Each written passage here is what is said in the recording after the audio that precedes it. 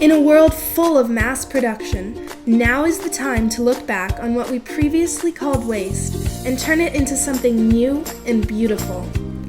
At our upcycling workshop last November, seamstress Colleen Rhodes taught us how to turn a couple pieces of unwanted fabric into a fun, colorful, and fully functional rug within only 1 hour.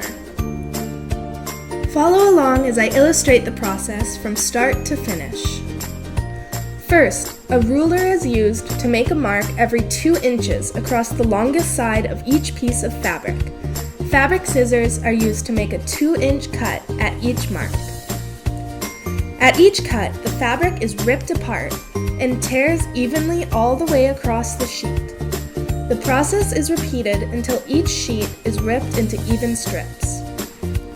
On each of the short ends of the cardboard, Colleen starts 2 inches from each end and marks 2-inch long lines across every ½ inch. She uses scissors to cut 2-inch slots at each mark. 1 strip of fabric is placed into the first slot. It should hang over the edge a few inches. The other end is placed into the corresponding spot on the opposite side.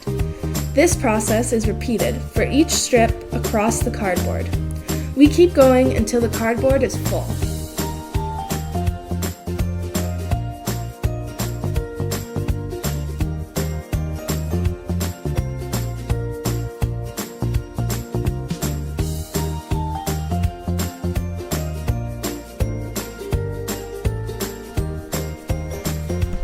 Now for the weaving. A piece of masking tape is placed around one end of a different colored fabric strip to make it easier to weave through the strips.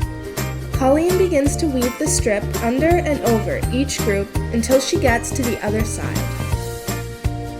Once the other end is reached with the weaving strip, a U-turn is made by going over or under the last bunch.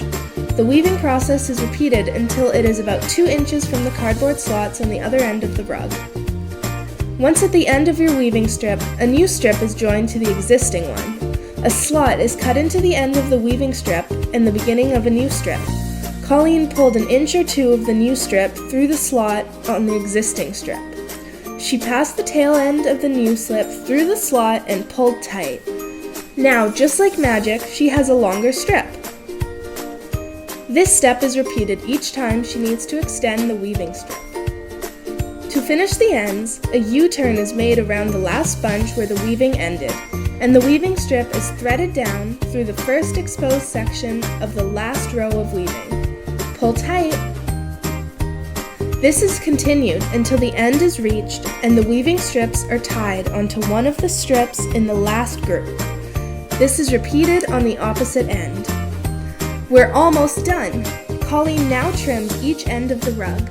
Once the ends are cut, she removes the cardboard backing. And then, just like that, a beautiful rug has been created.